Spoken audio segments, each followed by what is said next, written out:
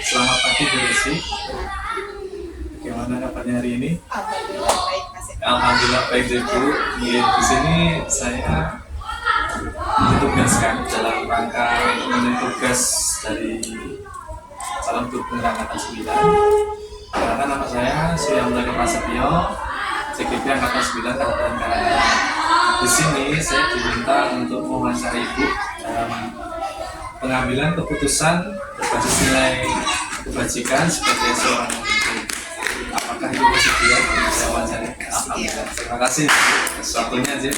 Nah, itu yang pertama yaitu adalah selama ini bagaimana menurut Ibu untuk mengidentifikasi kasus-kasus yang merupakan dilema etika atau bujukan moral? Mungkin saya sampaikan. Untuk mengidentifikasi ya Mas Eko, apakah kasus itu dilema etika atau bujukan moral, jadi sepengalaman saya harus mengetahui terlebih dahulu kan, terkait misalkan kalau dilema etika berarti kasus itu akan melibatkan suatu pernyataan benar dengan benar. Tapi jika bujukan moral berarti harus melihat dari segi apakah kasus tersebut mengandung kebenaran ataupun salah. Jadi bagaimana nantinya hal-hal yang harus diputuskan itu benar-benar diidentifikasi apakah itu mengandung kebenaran, kebaikan ataupun ketidakbenaran. Jadi itulah nantinya ke depan apa yang harus saya ambil dalam menyelesaikan kasus tersebut. Jadi harus mengetahui dulu apakah itu termasuk tipe dilema etika ataupun bujukan moral. Jadi harus kita bisa menentukan untuk apakah nanti keputusan itu harus dipertimbangkan benar salahnya, jadi kita bisa menentukan untuk kedepannya keputusan yang diambil. Kemudian yang kedua, selama ini bagaimana menurut Ibu menjalankan pengambilan keputusan di sekolah Ibu, terutama untuk kasus-kasus di mana ada dua kepentingan yang sama-sama benar atau sama-sama mengandung nilai kebajikan? Jadi kalau mengambil keputusan sudah sama-sama benar dan mengandung nilai kebajikan itu memang sangat ekstra keras ya. Jadi langkah-langkahnya tentu saya harus melihat dulu dari sudut pandang dari kedua belah pihak. Jadi saya dulu, kemudian dari segi urgensinya mana yang penting diutamakan seperti itu, terkait apa yang harus saya ambil keputusan tersebut. Jadi harus melihat dari segi kebenarannya juga, keutamaannya, kebaikan, dan tentunya yang terakhir adalah kebermanfaatan dari kedua belah pihak. Benar-benar harus saya identifikasi mendalam dan nanti akan saya diskusikan dengan teman-teman. Jadi kita harus mengidentifikasi, kemudian nanti kita membenturkan dengan orang lain seperti kita tidak merugikan orang lain. Kemudian yang ketiga itu adalah bagaimana untuk langkah-langkah atau prosedur seperti apa yang biasa Ibu lakukan selama ini mengatasi hal tersebut. Prosedurnya ya Mas Eko. Prosedur mesti yang pertama pasti kita akan identifikasi dulu ya Mas Eko terkait kasus tersebut. Nah, kasus tersebut itu melibatkan hanya individu saja atau melibatkan orang banyak. Kemudian apakah keputusan tersebut itu nantinya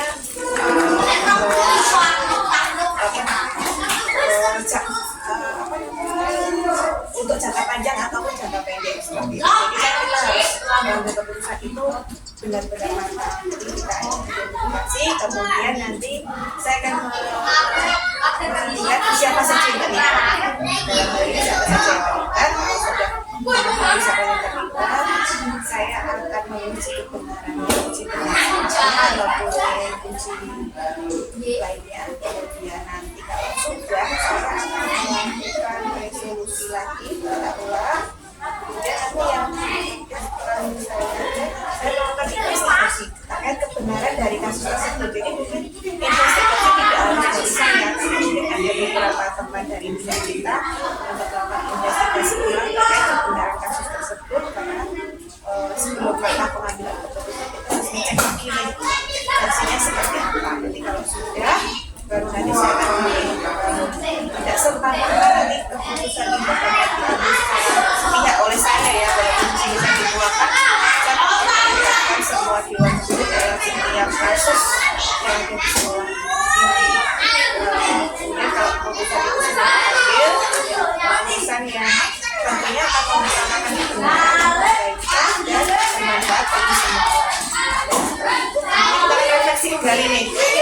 Ya, nanti ternyata bisa kita dorong kayak ya di antara vaksin nanti ke depan kita perbaiki karena ada kesalahan seperti itu.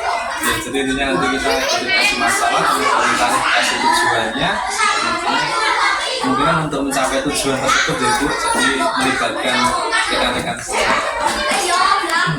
Untuk berikutnya Jeko itu untuk pertanyaan yang keempat, hal apa saja yang selama ini Ibu anggap efektif dalam pengambilan keputusan pada kasus-kasus di dunia?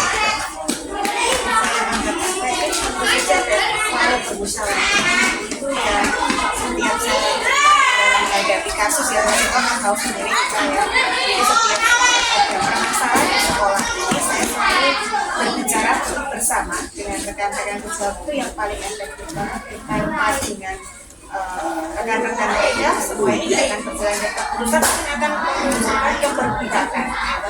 Kalau saya ambil sendiri otomatis nanti ada rasa kecemburuan lah misalkan seperti anak masnya ya atau apa jadi yang paling efektif ya musyawarah. Jadi kita harus bermusyawarah kemudian nanti keputusan itu secara voting seperti itu. Ya, yang penting keputusannya menemukan kebenaran, kebaikan dan bermanfaat buat semua.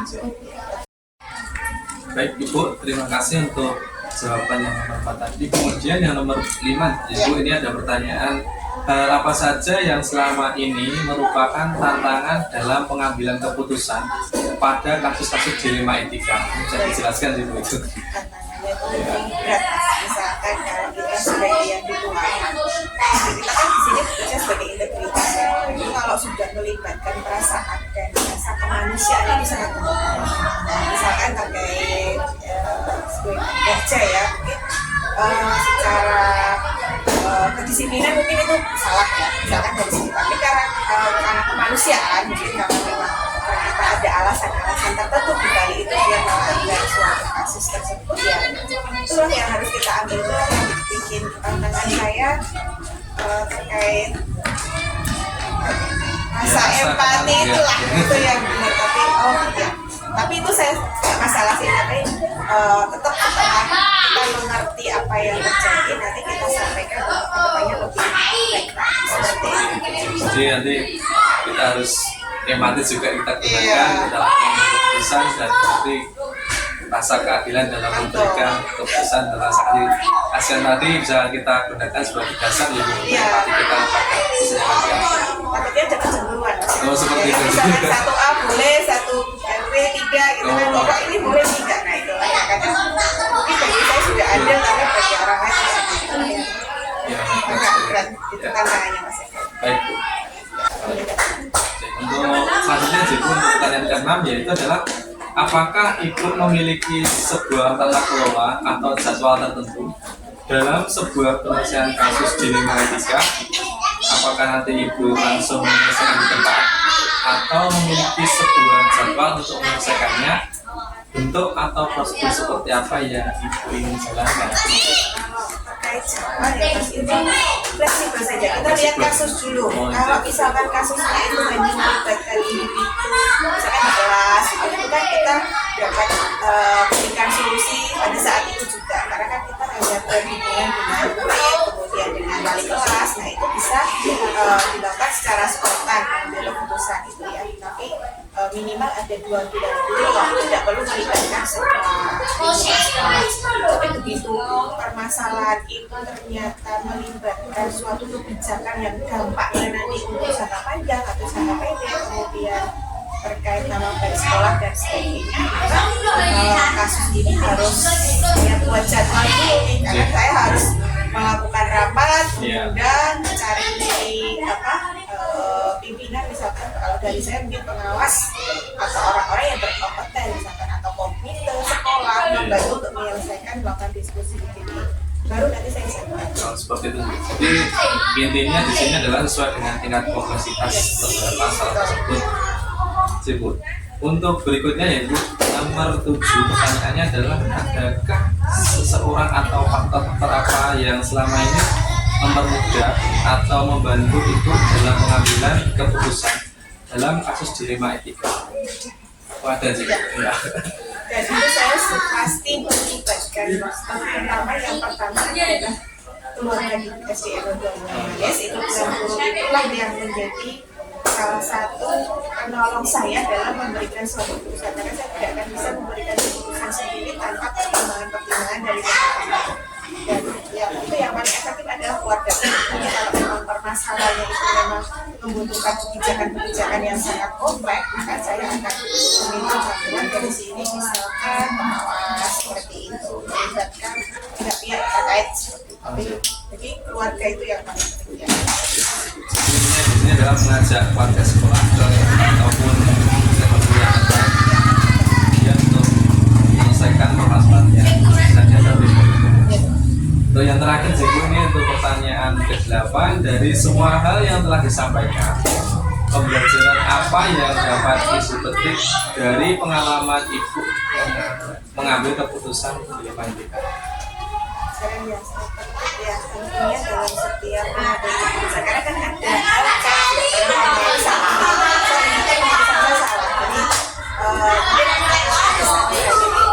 Ada beberapa hal yang mungkin saya anggap itu sepele, tapi ternyata dampaknya pembelajaran ke depan apapun masalah itu dibicarakan lagi secara matang, dan nanti keputusan saya itu benar-benar membawa kebaikan dan tentunya keputusannya benar ya, jadi tidak salah untuk keputusan, dan di antara kedua belah pihak itu merasa tidak Jadi setiap mengambil keputusan dipertimbangkan, kita pertimbangkan dengan lebih bijaksana, kemudian dianalisis permasalahan tersebut.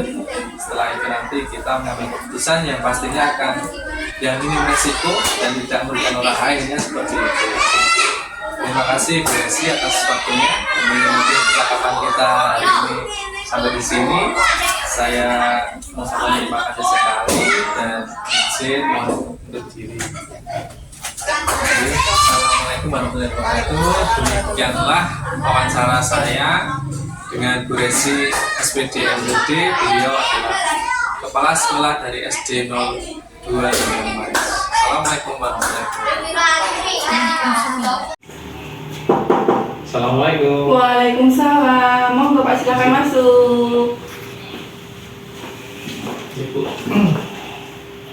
Perkenalkan, nama saya Suyamda Prasetyo, CGP Angkatan 98 Karanganyar. Di sini saya ditugaskan untuk mewawancarai Ibu tentang pengambilan keputusan berbasis nilai-nilai kebajikan sebagai seorang pemimpin. Apakah Ibu Linda bersedia untuk saya wawancarai? Ya Pak Eko, monggo silakan. Begini Bu, selama ini kan ada keputusan yang mungkin ada yang berbasis nilai kebajikan sebagai seorang pemimpin. Nah, di sini bagaimana Ibu dapat mengidentifikasi kasus-kasus yang merupakan dilema etika atau bujukan moral? Dilema etika ataupun bujukan moral. Kita akan tahu apakah masuk ke dilema etika ataupun masuk ke dalam bujukan moral. Menurut panjenengan, apa yang paling urgent atau istilahnya yang paling signifikan perbedaan dari bujukan moral ataupun dilema etika itu terletak di mana? Mungkin dari pengambilan keputusan itu kita harus menekankan bahwasanya kita harus menelaah untuk benar salahnya, kemudian juga mempertimbangkan bahwasanya kita tidak ada yang dilema di perasaan kita, mungkin seperti itu. Jadi tidak ada nilai salah atau benarnya, tetapi bahwasanya kita harus memutuskan, tetapi harus dengan pertimbangan dari orang lain. Nah, saat kita akan mengambil sebuah keputusan ataupun pengambilan, akankah kita melangkah ke langkah berikutnya itu apabila terjadi dilema etika. Apabila itu masuk ke dalam bujukan moral, maka kita tidak harus mencari solusi ya, atau pengambilan keputusan di kemudian hari atau di kemudian hal. Karena kalau bujukan moral itu sudah bertentangan dengan hukum. Apabila sudah bertentangan dengan hukum, maka kita tidak harus menelusuri ataupun memikirkan, oh ini berarti sudah salah, jadinya seperti itu. Tapi kalau ini menjadi dilema etika, sebenarnya dua hal ini adalah hal yang benar, tetapi menimbulkan yang panjenengan bilang tadi, yang panjenengan utarakan itu tadi, maka kita harus mengambil sebuah langkah atau pengambilan keputusan yang tepat dengan langkah-langkah pada dilema etika. Oh, baik Bu.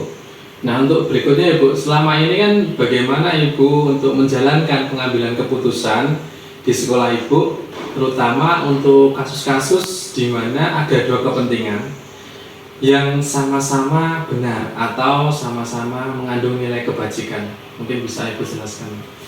Karena kita sudah melihat atau mengidentifikasi bahwa ini adalah dilema etika, bukanlah rujukan moral. Maka saya harus mengambil sebuah langkah. Langkah pertama menetapkan bahwa ini sudah menjadi dilema etika, bukan lagi rujukan moral. Maka langkah yang selanjutnya adalah kita observasi dulu apa sih yang bertentangan dalam masalah yang kita hadapi. Selanjutnya yang terlibat di situ itu siapa saja? Apakah hanya individu dengan individu? Apakah individu dengan masyarakat? Apakah sebuah rasa saja di dalam diri kita dengan rasa kasihan dan rasa keadilan? Apakah sebuah kesetiaan dengan kebenaran? Ataukah ini hanya untuk jangka pendek saja ataupun jangka panjang yang di dilema etika bisa disebut dengan sebuah paradigma. Setelah itu kita akan kumpulkan fakta-fakta relevan yang mendukung pengambilan keputusan yang akan kita lakukan.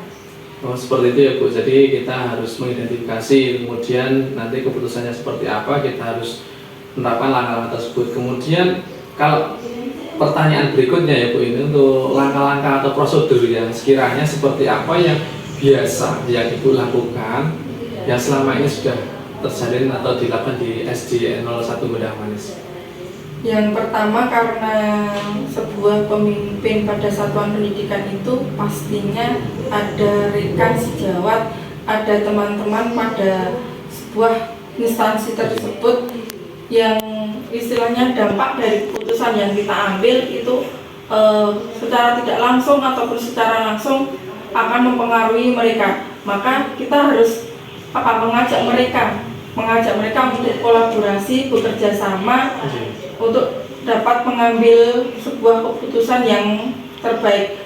Maka sebelum mengambil sebuah keputusan, dari yang tadi adanya pengujian, adanya mempelajari paradigma ataupun mengambil dari trilema keputusan, akankah keputusan nanti ini istilahnya mengharapkan nilai-nilai apa yang akan kita harapkan untuk semuanya. Oh seperti itu ya Bu ya. Jadi langkah-langkahnya harus tepat sih, pertimbangannya juga banyak. Iya. Kemudian yang pertanyaan berikutnya, pertanyaan keempat Bu, itu hal apa saja yang selama ini Ibu anggap efektif dalam pengambilan keputusan pada kasus-kasus dilema etika? Langkah yang efektif yang pertama, memang saat namanya terjadi dilema itu kan terjadi kebingungan seperti itu gitu. Terjadi kebingungan apa yang harus kita putuskan biar tidak merugikan orang lain ataupun menyesal di kemudian hari. Maka step dari step apa yang kita lakukan untuk pengambilan keputusan kita lakukan.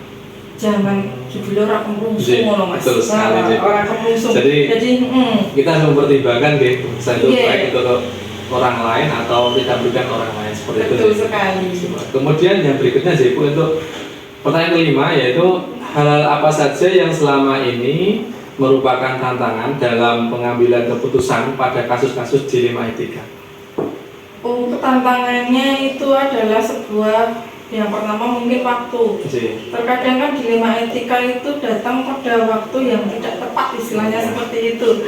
Kita lagi sedang sibuk-sibuknya, hal itu terjadi ya mungkin karena situasi waktu tersebut jadi menjadikan dilema. Jadi itu adalah menjadikan diri kita itu tenang dalam menghadapi sebuah masalah, biar keputusan yang kita ambil itu tadi tidak merugikan orang lain ataupun kita sesali. Seperti itu.